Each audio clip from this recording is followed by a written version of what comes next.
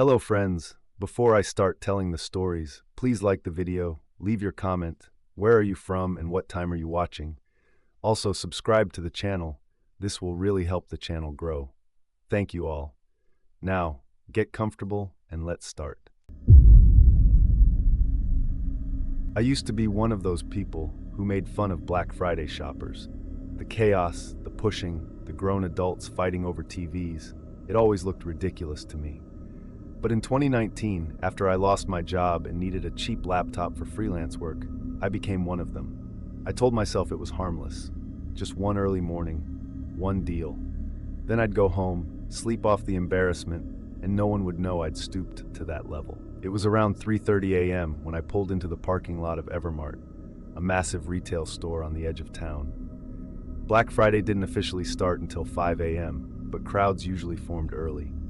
I expected tents, lines, maybe even security guards controlling traffic, but the lot was strangely empty. A few scattered cars sat near the entrance, but not enough to match the usual madness. The building itself was completely dark. No glowing signs, no buzzing lights, nothing. I checked my phone. November 29th, Black Friday. Everything was correct. For a minute, I thought maybe I'd mixed up the store locations, until I saw a lone woman leaning against her car. She was staring at the entrance like she was waiting for something. I parked 2 rows away and got out, trying to look confident even though the silence made my stomach twist. "You waiting for the sale too?" I called out. She didn't react at first. Then she slowly turned her head, like moving through water. "Yeah," she said. "Doors open early sometimes." "Early?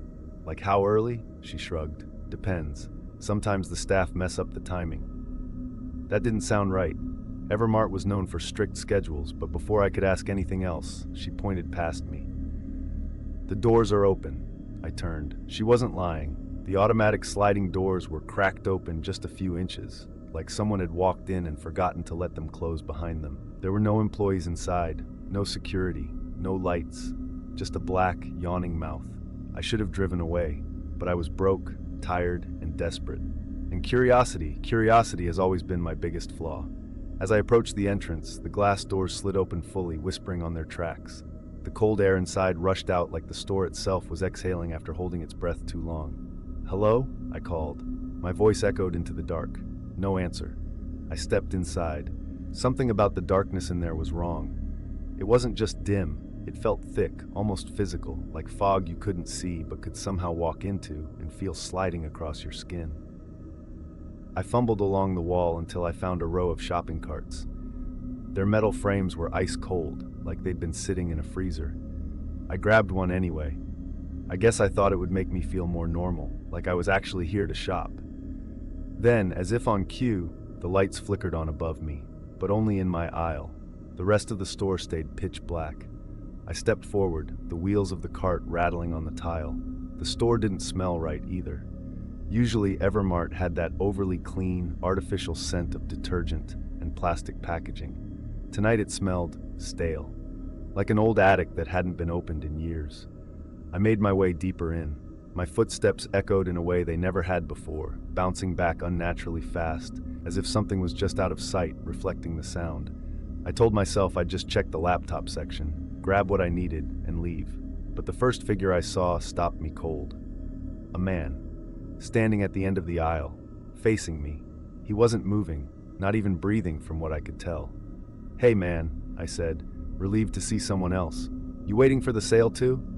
He didn't answer. He didn't blink. He didn't shift. He just stood perfectly still, like a mannequin. I moved down the aisle cautiously. "You okay?" That's when I noticed his outfit. A winter coat with the hood up, gloves, heavy boots, and no shopping cart. Who comes to Black Friday without grabbing a cart? I waved my hand slightly in front of me, like I was testing the air. "Sir, are you all right?" He didn't react. I stepped sideways into the next aisle to put some distance between us, and froze. There was another person standing there, a woman this time, back to me, head tilted just a little too far to the left, not moving, not browsing, not doing anything except standing perfectly still in the dark aisle. A chill crawled up my spine. I backed away from her and bumped into someone else. I spun around. A teenage boy stood inches from me, facing up toward the ceiling, eyes wide open. too wide. His eyeballs glistened unnaturally in the half-light, reflecting me back like tiny mirrors. My voice cracked.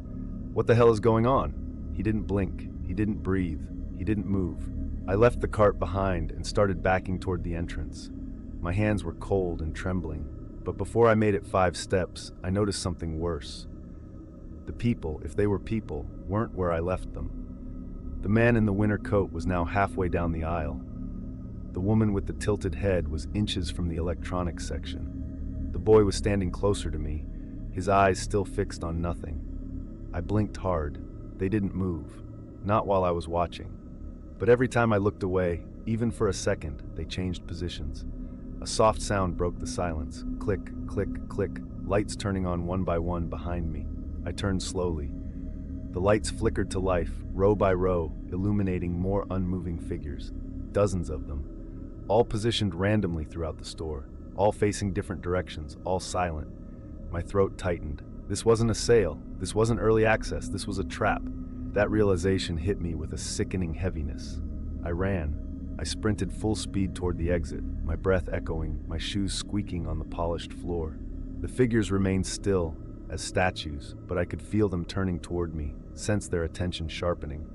When I reached the doors, they didn't open. I smacked my palms against the glass. "Open! Open! Open!" The doors didn't budge, no sensor activated.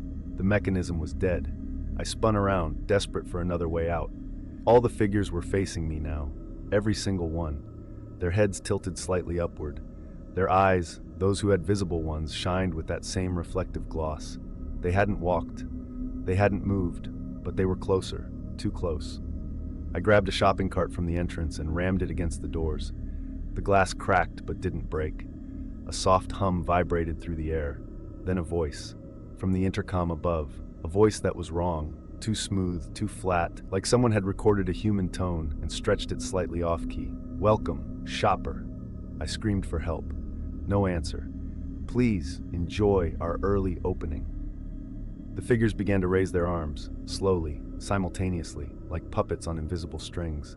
I rammed the cart again. This time the glass shattered outward, exploding into the cold morning air. I vaulted through the broken frame, scraping my arms and face as I tumbled onto the pavement. I scrambled up, sprinted to my car, and smashed the lock button until it beeped. When I looked back, the figures were standing just beyond the broken door, not stepping out, not chasing, just watching, like they weren't allowed to leave the building. I drove away so fast I barely saw the road. When the sun came up, I went back, this time with the police. The store was open, lights on, employees everywhere, crowds laughing, pushing carts, grabbing doorbuster deals. No broken doors, no glass, no strange shoppers. I asked an employee about early entry. She laughed. We didn't open early. Doors were locked until 5 a.m. I left without buying anything. But sometimes, late at night, I dream of still figures in the aisles, standing, watching, waiting for the next shopper to step through the doors when no staff are inside. And every dream ends the same way, with the intercom turning on and whispering, "Welcome back." Black Friday has always been my least favorite day of the year. Not because of the crowds or the chaos, but because I work retail. I've been an overnight stocker at a big box store for years, and every Thanksgiving night I drag myself out of bed, choke down some reheated leftovers, and head to the store to prepare for the 5 a.m. rush. But the Black Friday of 2021, that night changed everything for me. I still don't know what I saw. I don't know what I ran from. All I know is I will never step foot inside that building again, not even during the day. My shift started at 11 p.m. By then, all the Thanksgiving shoppers were gone and the store was mostly dark except for the aisles our team was working in. We stocked shelves, built displays, and tried to get ready for the madness just a few hours away. Around 1:30 a.m., our supervisor, Dan, told me to go to aisle 19, home goods, and start breaking down cardboard from the bedding section. I grabbed my box cutter, gloves, and a push cart and made my way over. That's when I saw him. A man standing at the far end of the aisle. He was tall, really tall, and wearing a dark hoodie pulled up over his head. His face was shadowed, but I could tell he was staring directly at me. Shoppers weren't supposed to be in the store. Doors were locked. Security gates were down. The only people inside were staff, so I figured he had to be a coworker. "Hey," I called out. "You lost?" He didn't answer. He didn't move. He just stood there, hands at his sides, head slightly tilted like he was analyzing me. I walked a little closer. "Dude, break room's that way if you're trying to clock in early." Still nothing. I wasn't scared yet, just annoyed. But something about the way he stood there, completely still, not shifting his weight, not breathing visibly, it put a knot in my stomach. Before I could get closer, Dan's voice echoed from down the aisle. "Yo, you good?" I turned. Dan was waving at me from around the corner. When I looked back to point out the man, he was gone, vanished. No footsteps, no sound, nothing. Just empty aisles on both sides. It made no sense. But I wasn't about to go wandering around looking for him, so I shook it off and got to work cutting down cardboard. A few minutes passed. Then something told me to look over my shoulder. I did, and my heart stopped. The man was back, but now he was in the next aisle over, standing at the end, facing me, perfectly still. "Nope," I muttered, rubbing my eyes. "Nah, I'm tired. I'm imagining this." But I wasn't imagining the way his hood shifted slightly, as if something beneath it was breathing too slow, too controlled, too deliberate. I stepped toward the end of the aisle. He didn't move. I stepped closer. Still nothing. I rounded the corner. Gone. Again. This time I felt a chill bite through me, like walking into the freezer section without warning. I didn't like the idea of telling Dan. I didn't want to sound paranoid or accuse a customer of trespassing without proof. So I just kept working, glancing over my shoulder every few seconds. Around 2 a.m., I moved to the next section, cleaning supplies. I was restocking bleach wipes when I froze. He was there again, in that aisle. Closer now. Just standing, watching. I didn't even pretend I wasn't scared anymore. I backed up slowly into the next aisle. When I peeked around the corner, he wasn't there. But when I turned around, he was standing behind me, not even a foot away. I stumbled backward and fell onto the pushcart, knocking down a stack of boxes. "Hey!" I shouted, scrambling to my feet, but the aisle was empty again. Silent. I heard footsteps coming fast. It was my coworker, Laura. "Did you yell?" she asked. "Some guy, he was right here behind me." She looked around suspiciously. "No one's here," she said. "You sure you're not overtired?" "I know what I saw," I snapped, louder than I meant to. Laura held up her hands. Okay, let's check the cameras." We went to the security office. The night manager, Curtis, pulled up the feed from aisle 18, where I swore the man had stood behind me. But on the camera, there was no one. Just me, backing away slowly, then tripping like an idiot. "What about the other aisles?" I insisted. We checked the footage. In every aisle I swore he'd been in, there was nothing. Just empty shelves and a tired employee looking paranoid. Curtis gave me that look you only get from managers who think you're about to become a problem. "You want a break?" he asked. I didn't want to admit it, but yeah, I needed time to breathe. I took a 10-minute break in the back hallway, splashed cold water on my face, and tried to convince myself it was stress, exhaustion, something rational. Then I checked the hallway camera feed out of curiosity, and that's when everything went to hell. In the corner of the screen, near the stockroom door, a tall figure stood perfectly still, face hidden, staring directly at the camera, staring directly at me on the camera feed. My stomach dropped. "You've got to be kidding me," I whispered. I bolted out of the security room, ran through the hall, and skidded to a stop near the stockroom entrance. Empty. Okay. I whispered to myself, trying to slow my breathing. Okay, this is fine. It's fine." But it wasn't fine, because the air suddenly went cold, so cold I could see my breath. The hallway lights flickered, and from the corner of the stockroom, something stepped out, not walked, not turned. It just appeared, a sudden shift in the dark. The tall hooded man. But now I could see part of his face. Not the whole thing, just enough to make me regret ever looking. His skin was pale, stretched too tight over his skull. His jaw looked wrong, too long, like it had been pulled downward. And he had no eyes, no sockets, no movement, just smooth, skin-covered space where eyes should have been. He didn't blink, he didn't breathe. He just tilted his head like he was listening to my heartbeat. I took one step backward. He took one step forward. Not fast, not slow, just precise, deliberate, like he'd practiced following people before.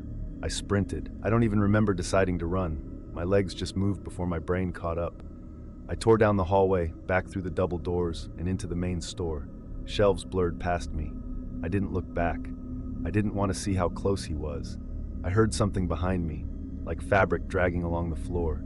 Not quite running, not quite walking, just a steady scrape, scrape, scrape that echoed down the aisle.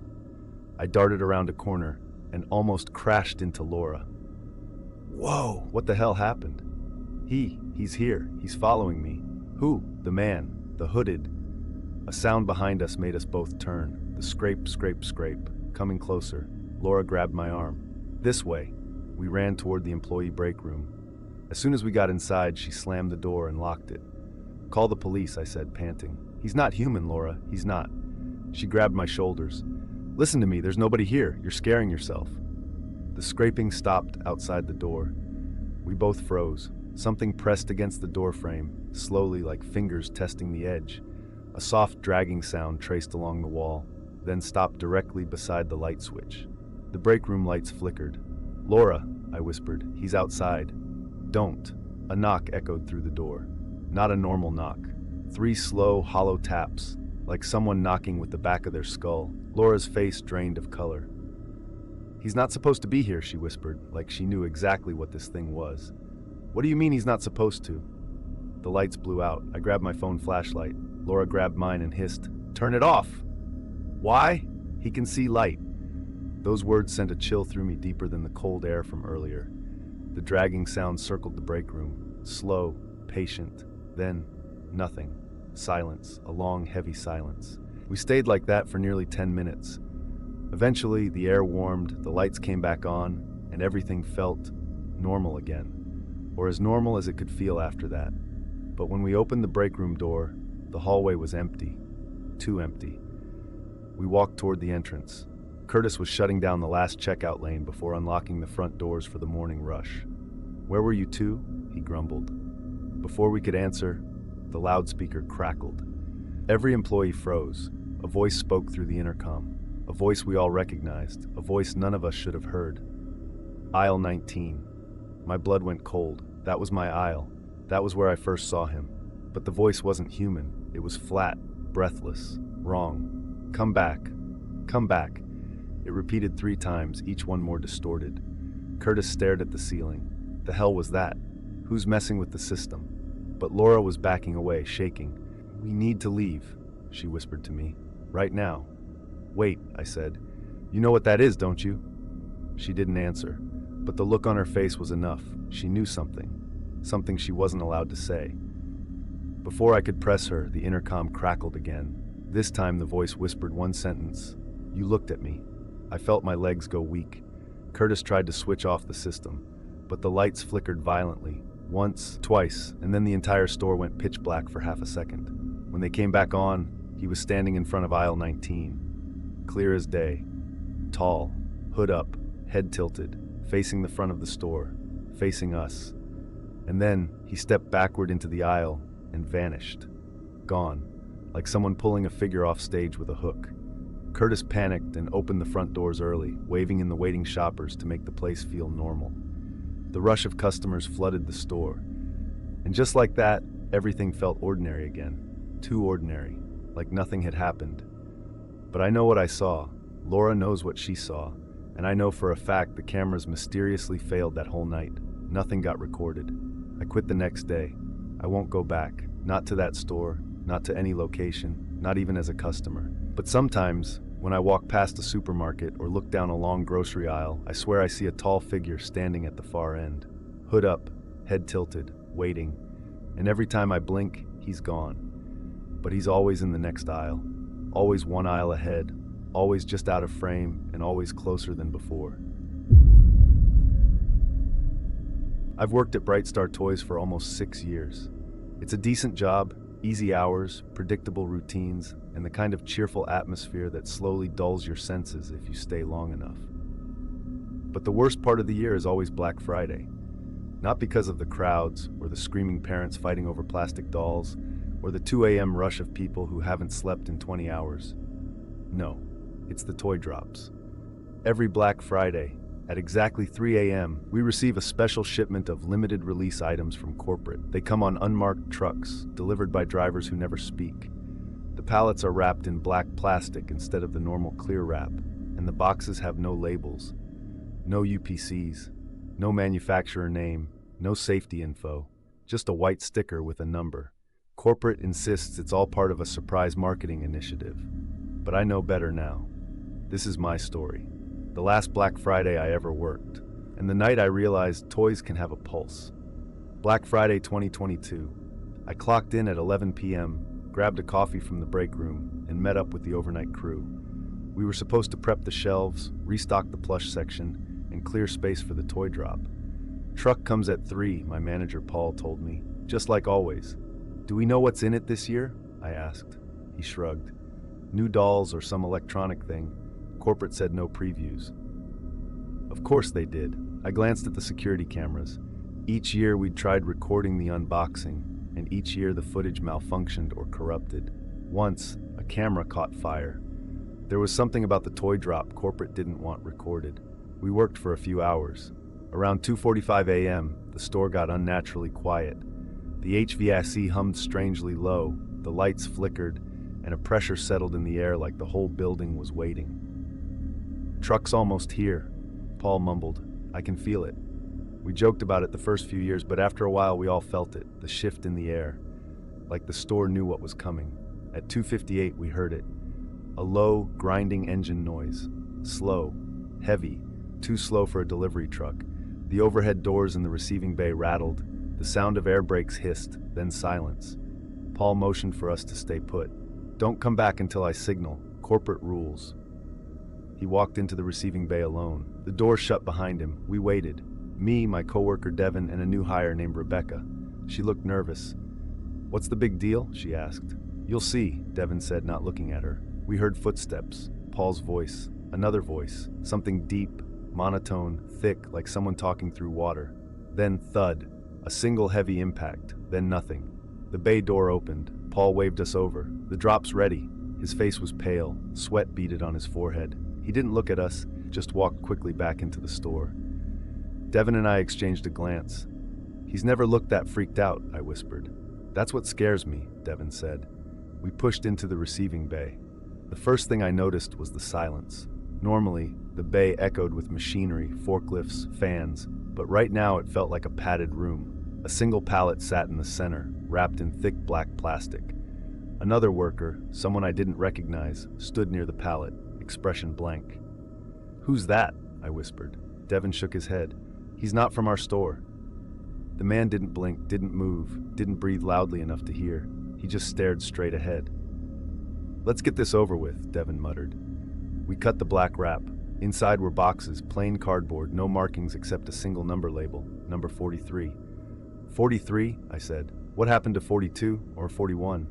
Devin didn't answer. We lifted the first box and set it on a table. It was lighter than expected. I grabbed a box cutter and sliced the tape. When I opened the flaps, something inside shifted, not rolled, not slid. Shifted, like it adjusted itself. What the hell? Rebecca whispered. I reached in. My hand brushed something soft and warm, too warm. I pulled it out slowly. It was a doll, hand-stitched, cloth face, button eyes, human hair. The stitching around the mouth was crooked, like someone sewed it in a rush. The limbs were oddly heavy for a fabric doll. Does it feel hot to you? Rebecca asked. Before I could answer, the doll's head tilted slightly. I froze. Devin dropped his box cutter. Did it just... The doll twitched in my hands, a spasmodic jerk like a newborn kicking reflexively. I dropped it. It hit the table with a soft thud and rolled onto its side. Its button eyes stared at me. No, through me. A faint metallic smell drifted from it. Blood. Old and faint, but unmistakable. What kind of toy is this? Rebecca whispered. I wanted to say defective, or artisanal, or imported. But then the doll's stitched mouth shifted, not opened, just bent slightly into a smile. A fresh line of thread snapped across its cheek with a quiet tick. And something inside it began tapping, like fingernails. Tap, tap, tap. Put it back, Devin said, voice cracking. I shoved the doll into the box and sealed it immediately. I'm not stocking that, I said. Me neither. We turned. The unknown worker was suddenly inches behind us. He looked down at the sealed box, then at me. His eyes were completely bloodshot. Deep purple lines creased beneath them like he hadn't slept or blinked in days. In a slow, dragging voice, he said, "They belong on the shelf." Devin stepped between us. "Corporate told us to stock them after opening. It's not time yet." The worker didn't blink. "They belong on the shelf." His voice didn't change. No inflection, no emotion. Rebecca grabbed my arm. "Let's go. Now." As we left the bay, I made the mistake of glancing back. The worker was holding the doll box, pressing it to his chest, his head tilted down like he was listening to something inside. He whispered, "I hear you." And the box shivered. We left the bay and found Paul leaning against a stack of plushies, breathing heavily. "You saw them," he said, not a question. "What the hell are they?" I asked. His eyes darted around to make sure no customers were near. "Don't open the boxes," he said. "Don't touch them. Just shelve them when it's time and walk away. That's not an answer. You don't want an answer." But I pushed. "Paul, what did you see in the bay?" He looked at me with real fear in his face. "The driver. I've never seen someone move like that." "Move how?" "Like a marionette being controlled by someone with shaking hands." Before I could respond, a loudspeaker announcement cut through the store. "Associates, prepare for customer entry in 15 minutes." The 3 a.m. sale was about to start. Paul swallowed hard. "Shelf the dolls. All of them. Fast." "Hell no," Devin said. "Those things aren't safe." Paul's voice cracked. "Do it before the guests come in. Trust me." We didn't trust him, but we also didn't want to get fired or deal with whatever was inside those boxes, so we agreed. We wheeled the pallet onto the floor. Customers pressed against the front doors already, faces eager, tired, and hungry for deals. As we unpacked the boxes carefully without opening them again, I heard faint noises from inside the sealed cardboard. Scratching, rustling, that tapping again. Rebecca leaned close to me. I swear one of them said my name. I tried to laugh it off, but I couldn't, because I heard something too. A faint, muffled whisper. "Help me." I froze. "I didn't hear that," I said immediately. "I didn't hear anything." She nodded too quickly. "Yeah, me neither." We didn't believe ourselves. At 3:15 a.m., the doors opened. People flooded in. Within 30 seconds, they were grabbing everything. TVs, games, plushies, scooters, anything with a sale tag. Then a woman stopped at the toy drop shelf. "What's this?" she asked. She picked up one of the dolls. I felt sick. "Ma'am, those..." But before I could finish, she squeezed it. The doll emitted a sound that wasn't a squeak or giggle or anything mechanical. It was a breath, a real wet inhale. The woman blinked, confused. "Is this warm?" The doll's button eyes shifted slightly to look at her, and then it spoke. A small, trembling voice whispered, "Please take me home." The woman dropped it like she'd been burned, but her little daughter ran forward eagerly and scooped it up. "Mommy, it likes me!" I took a step forward. "Maybe don't." Then the doll's head snapped upward with a jolt, like someone tugged invisible strings. Its stitched smile ripped a little wider. "I like you too." The girl giggled. The mother didn't. "Put it back," she whispered. "No! I want it!" More customers gathered around. Others picked up the dolls. Some recoiled instantly. Others smiled, weirdly mesmerized. One man held a doll against his shoulder and whispered, "I missed you." Devin grabbed my sleeve. "Look," I followed his gaze. The unknown worker, the one from the bay, stood at the end of the aisle, watching the customers clutch the dolls. His face was blank, but tears streamed down both cheeks, and he whispered, "Good, good, good." Each good was more strained, more cracked, more desperate. I didn't know if he was relieved or horrified. By 4 a.m., nearly all the dolls were gone. Parents bought them without hesitation. Kids dragged them around by the arms. Some people clutched theirs tightly, holding them like infants. The store felt colder, darker, wrong. Then we heard the first scream. A man dropped his doll in the electronics section. It convulsed on the floor, limbs twitching unnaturally, stitches snapping apart. The button eyes rolled toward the man. It whispered, "Why did you drop me?" Blood seeped through the doll's fabric torso. He ran. More screams erupted, all around the store, everywhere. Dolls twisting, dolls breathing, dolls crawling across the floor like newborn animals, dolls whispering not to leave them. Rebecca was crying. "What do we do?" Paul grabbed us. "Break room. Now." We ran. Behind us, dolls thumped against shelves. Kids screamed. Parents tripped over their own carts trying to escape. The unknown worker stood perfectly still in the chaos, his arms outstretched, whispering, "They're awake. They're awake." We slammed the break room door and locked it. Inside, it was silent except for our breathing. "What are those things?" I whispered. Paul wiped sweat from his face. "They're not toys. No shit.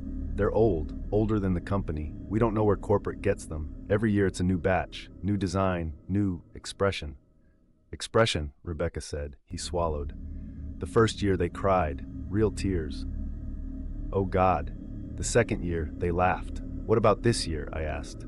He looked at me. "This year, they want to be chosen." A heavy thud hit the break room door. We froze. Another, then another. Small hands, scratching, tapping. Then a child's voice just on the other side. "Please pick me." Another voice, deeper, choked. "Don't leave me here." Something dragged across the floor outside. Dozens of tiny footsteps pattered. Rebecca covered her mouth. "What happens if they get in?" she whispered. Paul didn't answer. He didn't have to. The door handle began to turn, slowly, deliberately. That's when we heard the intercom crackle.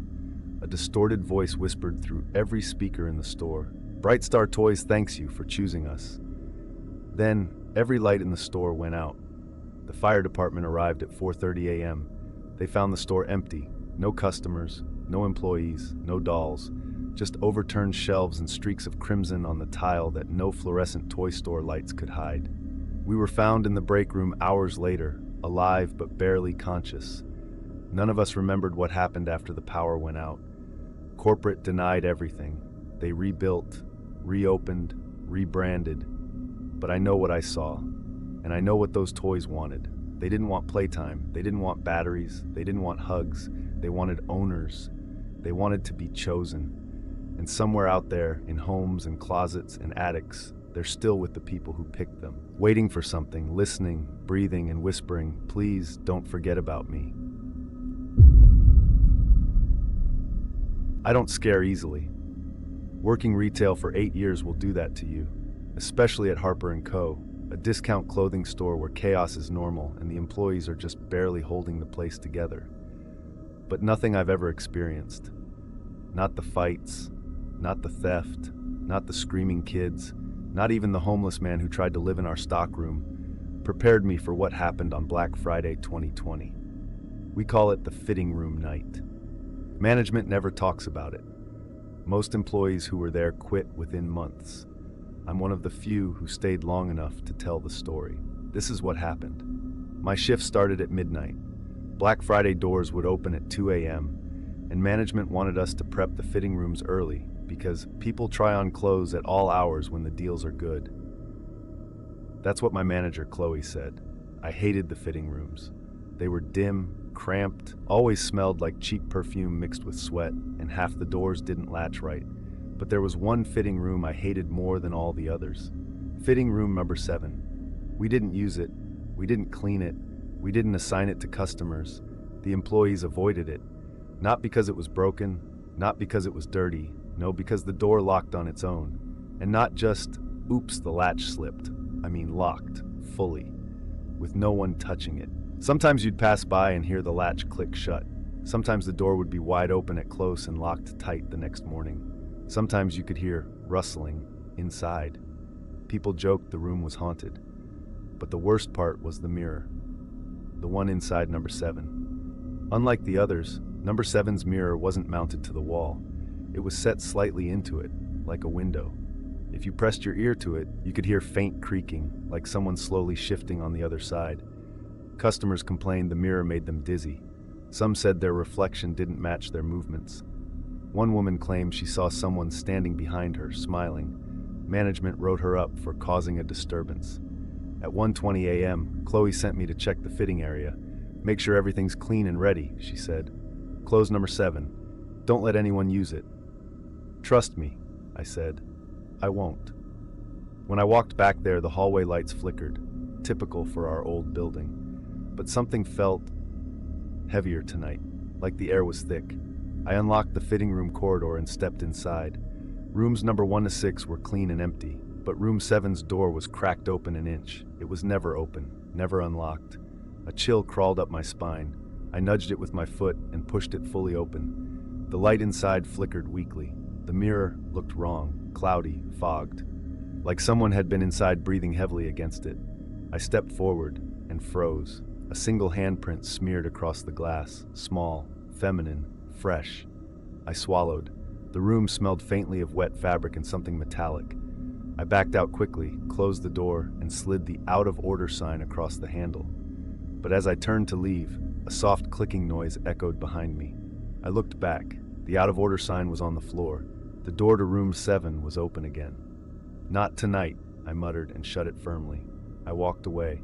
I did not hear it open again, but I felt it. At 2:02 a.m., the doors opened. The Black Friday swarm flooded in. Within minutes, the fitting rooms were full. I was assigned to monitor the hallway, counting items, checking tags, reminding people to leave hangers outside, the usual retail babysitting. But the store was packed. Clothes piled everywhere. Customers pushed past each other. Screaming babies echoed off every wall, and in the chaos, I made a mistake. I looked away from room 7 for maybe 60 seconds, long enough for someone to slip in. When I turned back, the door, which I had definitely closed, was now shut from the inside. The red occupied indicator glowed. I felt my stomach drop. Someone was in there. I knocked. "Sir, that room is closed. You can't." A soft voice interrupted me. A girl, maybe early 20s, calm, too calm. "It's okay, I just need a minute." "Sorry, but that room is out of... I already tried the others," she said. "This one opened for me." My chest tightened. "No, it didn't. I locked it." Silence. Then a whisper from the other side of the door. "Are you sure?" Something cold slid down my spine. "Ma'am, please come out." No response. I looked under the door. Just shoes, black ballet flats, motionless. I exhaled slowly. "If you don't come out, I'll have to get my manager." That usually scares people out. But instead, the light inside the fitting room flickered. Once, twice, then something moved. Not the feet, not the shadow, the mirror. It pulsed, like something pushed from behind it. I stumbled back. "Ma'am, open the door, now." No answer. I went to get Chloe. She looked annoyed until she saw my face. Then she followed me without question. When we returned, the door was locked again. "Who's in there?" she whispered. "A girl. Wouldn't come out." Chloe knocked. No answer. She sighed, grabbed her keys, and unlocked the door. The knob turned. The door creaked open. Inside, no one. Empty. The light flickered weakly. The smell was stronger, metallic, damp. Chloe checked behind the bench, then behind the door. Nothing. But the mirror, the fog on its surface had words written in it. 2 simple words, "Still here." Chloe's breath caught. "What the?" I stepped closer, against my better judgment. The fog slowly faded. The words disappeared. Then, a handprint appeared, pressed from the other side of the mirror, small, feminine, exactly like the one I saw earlier. It slid downward, leaving a wet streak behind. We backed out immediately. Chloe slammed the door shut and locked it again. "Do not let anyone near that room," she said, voice shaking. "I'll get corporate on the phone." "They're not going to believe us," I muttered. "They have to." She left. I stayed, unfortunately. 2 hours passed. Crowds thinned, but every so often I'd hear a faint sound from inside room 7. A knock, a shift, a scrape. At one point I heard whispering. A girl's voice. "She doesn't want to leave." I told myself it was customers in the other rooms. I told myself it was the HVC. I told myself anything to stay sane. But then around 4:30 a.m., something happened I'll never forget. A teenage girl walked up holding a pile of sweaters. "Is number 7 open?" she asked. "It's closed," I said quickly. "Use any other room." "But number 7 is unlocked," she said, completely confident. My blood ran cold. I looked. She was right. The door was wide open, unlocked, light on, empty. "No," I whispered. "No, I locked it." The girl rolled her eyes and stepped forward. I moved to block her, but I was too slow. She walked inside. The second her foot crossed the threshold, the door slammed shut behind her. Hard. She screamed. "Hey!" I shouted, grabbing the handle. Locked. From the inside. "Open the door!" Her voice cracked. It won't open." People nearby turned to look. Chloe ran toward us. "What happened now?" "She's stuck!" The girl inside began sobbing. "It's dark, it's getting dark, oh my God." Chloe fumbled with her keys. None of them worked. Not a single one. The girl's screams grew louder. Then suddenly, silence. "Hello?" I called. No response. Chloe pounded the door. "Honey, answer me!" A faint thumping echoed from behind the mirror. Soft, dull, rhythmic, like someone banging gently on wood from far away. Then a sound that made every hair on my body rise. A whisper. But not the girl's voice. A woman's voice. Deep, tired, almost mournful. She whispered, "Not her." Then another whisper layered underneath. "You." The mirror rippled, not metaphorically, physically, like a drop of water hitting still glass. I stepped back. I wasn't going near that thing. Chloe did something reckless. She threw her body into the door. It cracked at the hinges. Again. Crack. The door burst open. We stumbled inside, and there she was. The teenage girl stood in the center of the room, completely still, facing the mirror. Her hands hung limp at her sides. Her eyes were wide open. Her lips were parted slightly, like she was about to speak. "Sweetheart?" Chloe whispered. No reaction. I grabbed her shoulder gently. Her skin was cold, too cold. "We need help," I said. Chloe nodded. We guided the girl out of the room and sat her on a bench in the hallway. She didn't blink. She didn't shiver. She didn't speak. Her pulse was slow but steady. Paramedics took her out on a stretcher 15 minutes later. As they wheeled her away, she whispered something, barely audible. I leaned in. She said, "She's still in there." I felt my stomach twist. Who? Who is she? Her eyes shifted slightly, toward room 7. Then her lips barely moved. My reflection. Corporate shut down the fitting rooms for the rest of the weekend. They sent cleaners to sanitize room number 7 and repair the door.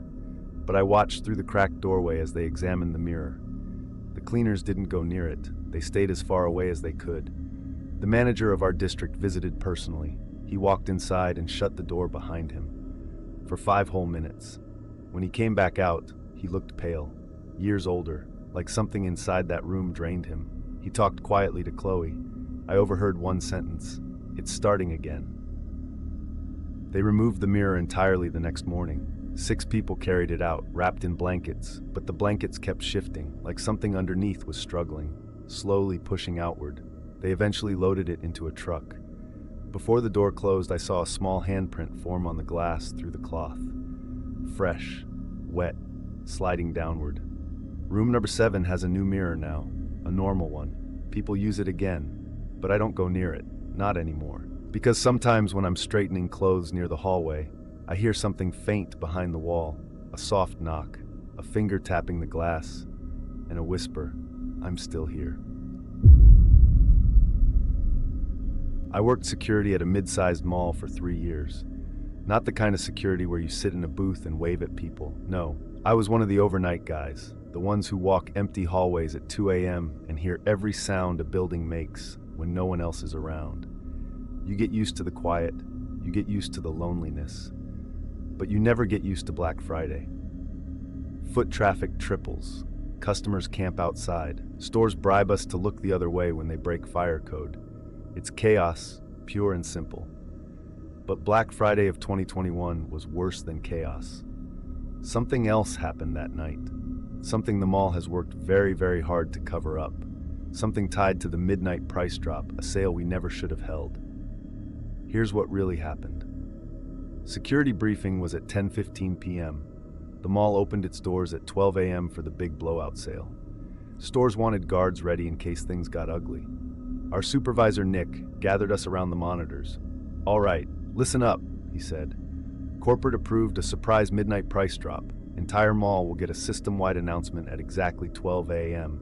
Some stores are dropping prices as low as 90%. We all groaned. Great, mass hysteria. That's exactly what we needed. Nick continued. Crowd control is priority. If anyone gets violent, you call for backup. Stay visible. Keep moving. Then he lowered his voice. And if anything unusual happens, anything that doesn't feel right, you report directly to me. Got it? We exchanged confused glances. Define unusual, someone joked. Nick didn't smile. You'll know. By 11:45 p.m., the mall was packed. 10,000 people crushed shoulder to shoulder. Families, teenagers, old folks, everyone ready to sprint. I was stationed on the second floor balcony, overlooking the food court. Then the lights flickered. Just once. But long enough for the entire crowd to gasp. "What the hell?" I muttered and radioed Nick. "Lights just dipped. Everything okay?" Static crackled. Then his voice, "Hold position. Don't let anyone panic." As the clock hit 11:59 p.m., the mall grew eerily quiet. The crowd held its breath. The lights flickered again. Something about the flicker was wrong. Delayed, like the lights were trying to stay on, but something else was pulling them away. At 12 a.m. exactly, the speakers kicked on. And that's when everything started to unravel. The intercom didn't play a normal announcement. No upbeat jingle, no pre-recorded corporate message. Instead, a low hum filled the mall, deep, vibrating, almost like someone blowing across the top of a bottle. The crowd shifted uneasily. Then a voice came through. Not male, not female. Just flat, like it had been digitally smoothed until it lost all tone. Attention shoppers. The crowd fell silent. The midnight price drop is now active. So far, so normal. But then, every light in the mall dimmed to about 15% brightness. People gasped. A woman shouted, "Is this part of the sale?" The voice continued, "For the best deals, follow the signs." "What signs?" I muttered. Then I saw one. A small white arrow appeared on the LED wall beside the food court. Just appeared. No animation, no transition. One frame it wasn't there. The next it was. The arrow glowed faintly. People started moving toward it. I radioed Nick again. "Did corporate approve digital signage? I'm seeing something weird." Nick didn't answer. I scanned the balcony. Every store had the same glowing arrow pointing inward, like they wanted shoppers to go deeper into the mall, but that made no sense. The major sales were up front. The back corridors led to loading docks, storage, employee-only areas. More arrows appeared, down escalators, around corners, toward the old wing of the mall no one used anymore. The crowd followed them, like they were hypnotized. "Hey!" I shouted. "Stay in the main area. Don't follow that."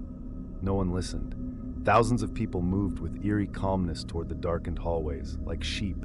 I sprinted down the escalator and pushed through the crowd. "Excuse me, security." Nobody reacted. They moved steadily, quietly, breathlessly.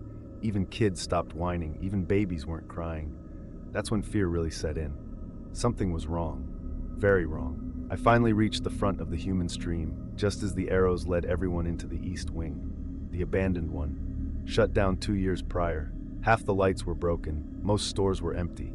The air smelled stale, but the crowd flowed like liquid. People marched into the dim corridor.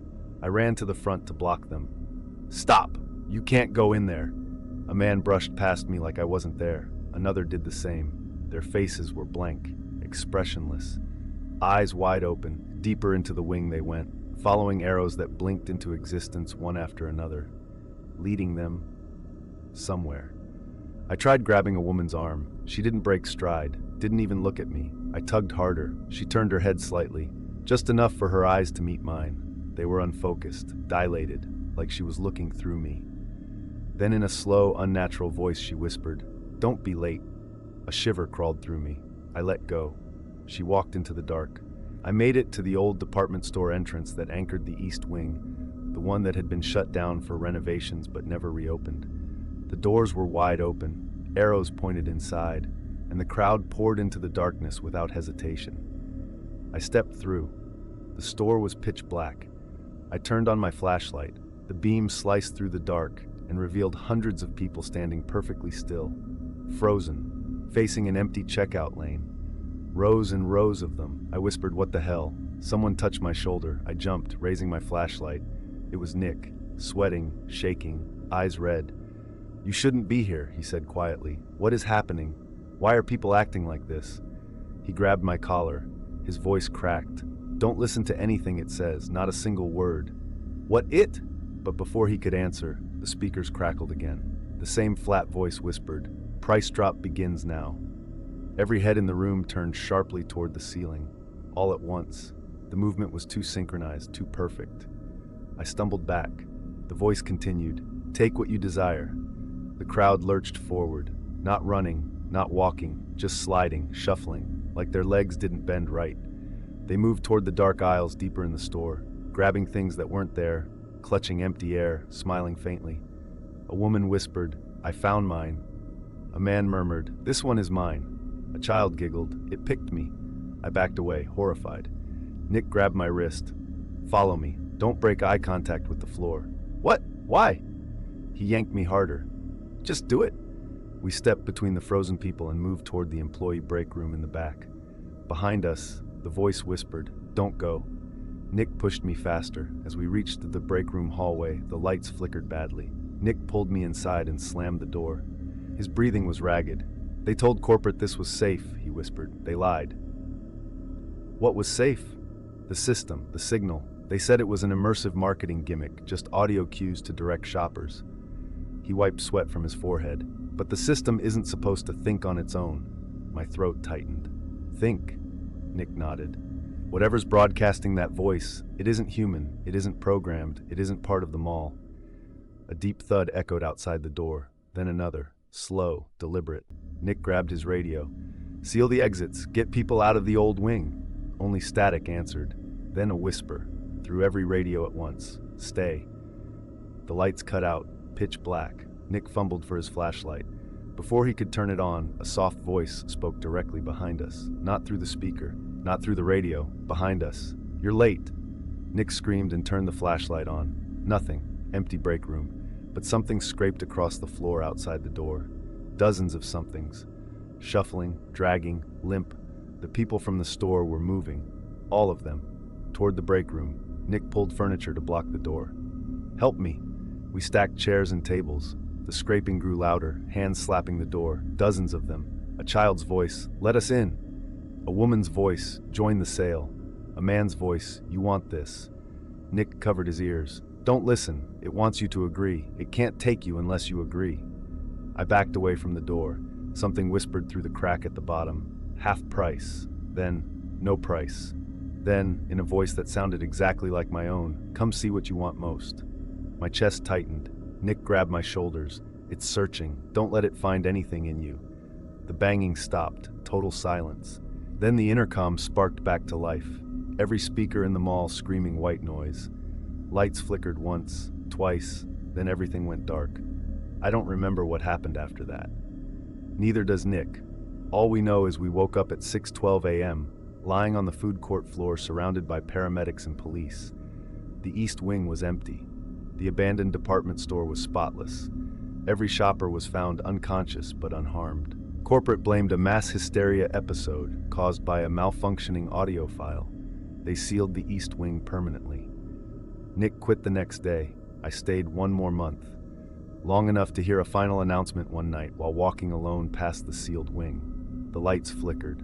My radio crackled, and that same flat voice whispered, "Next Black Friday, we'll try again." Most people think the worst customers come during Christmas. They're wrong. The worst ones come on Black Friday. I've worked customer service at a big box department store for almost a decade, and Black Friday is the one night of the year when rules, logic, and basic social behavior get thrown out like trash. People fight, scream, steal, shove. None of that surprised me anymore.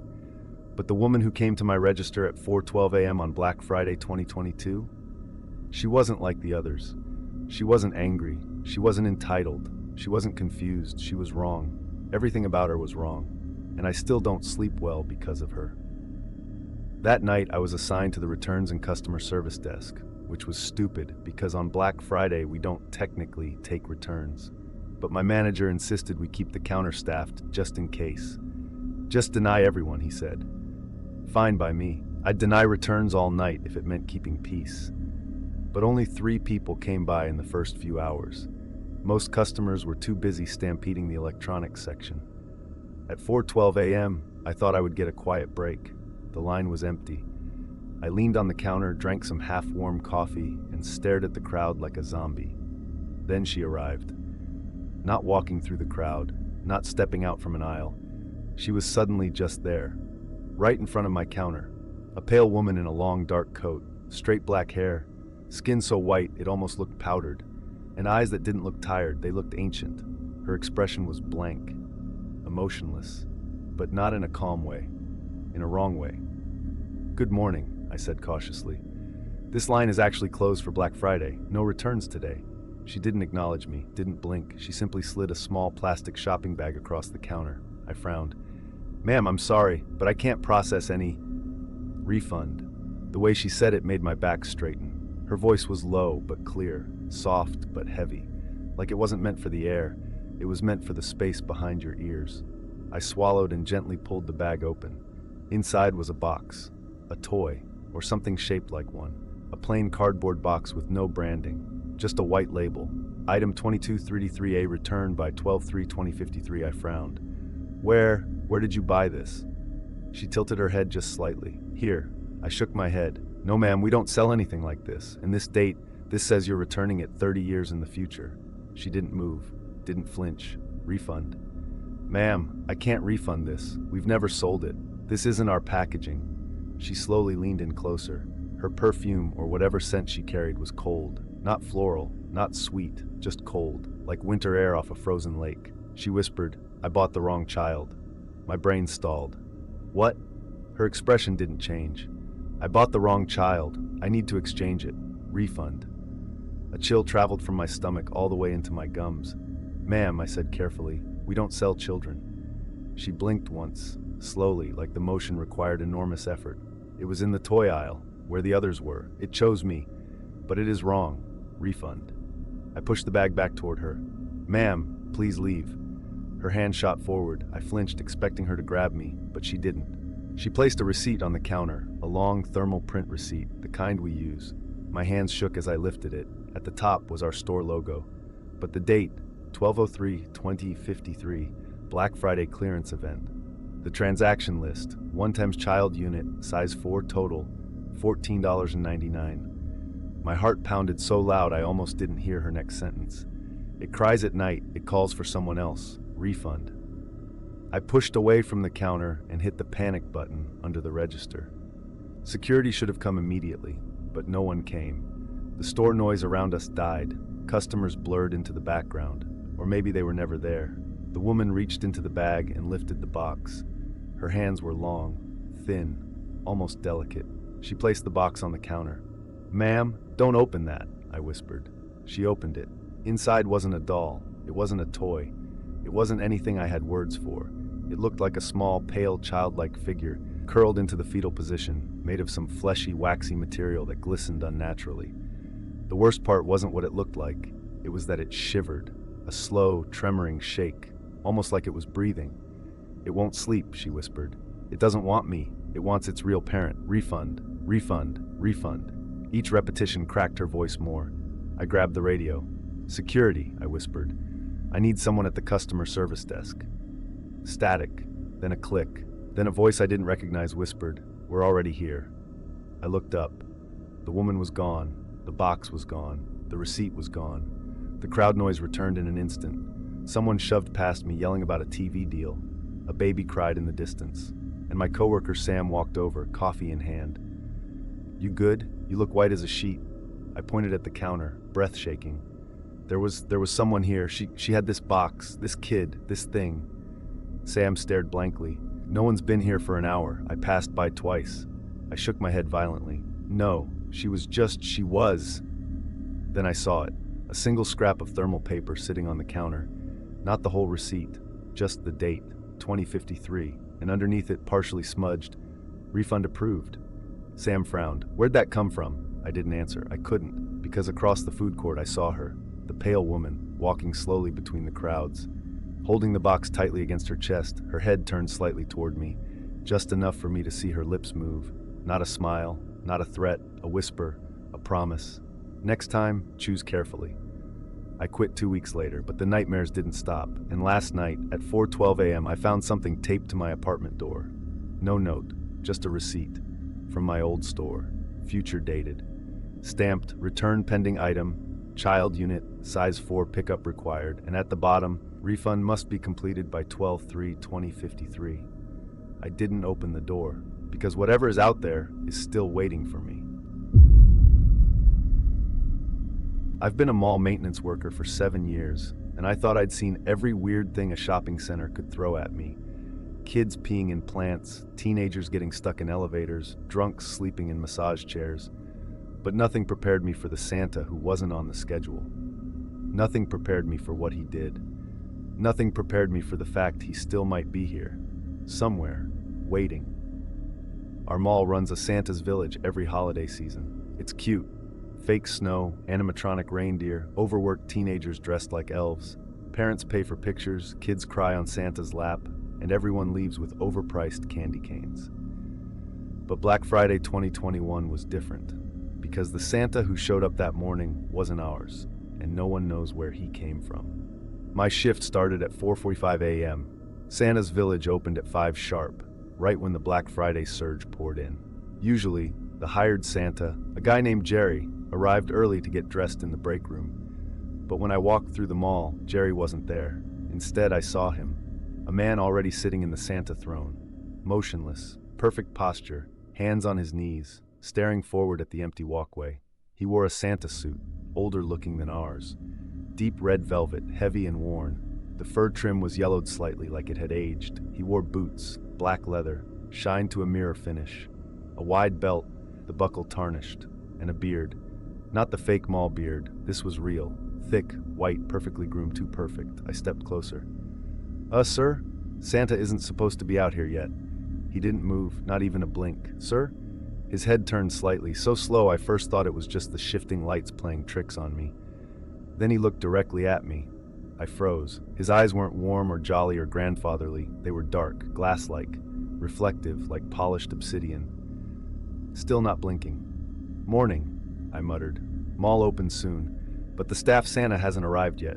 He didn't respond. He just smiled faintly, barely noticeable, like the corners of his mouth pulled up on invisible strings. I backed away slowly. That smile wasn't happy, it was hungry. When I got to the maintenance office, I asked my supervisor, Marta, if Jerry was running late. She frowned. Jerry called out sick, flu, said he left a voicemail last night. Then who the hell is sitting at Santa's chair? What do you mean? He's already out there. Marta blinked. No one's clocked in as Santa. The suit's still in the dressing room. I'm telling you, there's a Santa out there already. Show me. We walked back to Santa's village. He was gone. The chair was empty. Marta shot me an irritated look. If you're messing with me, I'm not. I scanned the area. No sign of him. And then, I saw the snow. Santa's village uses fake snow. Foam bits, glitter-sprayed fluff, that kind of stuff. It doesn't melt, and we clean it nightly. But near the throne was real snow, fine powder, leading away, footprints, large, boot-shaped, pressed deep into the powder, heading toward the mall's Old West corridor, long abandoned. Before I could point them out, people swarmed in. Kids, parents, shoppers, and the footprints got trampled instantly. Marta sighed, just ignore whatever you think you saw. Jerry's sick. We'll hire a backup by this afternoon. I nodded, but I didn't believe it. Because those footprints didn't come from any mall costume. Someone was in that suit. Someone who wasn't supposed to be. Around noon, Santa's village got slammed with kids wanting photos. To keep lines short, management hired a backup Santa, a cheerful dude named Brad.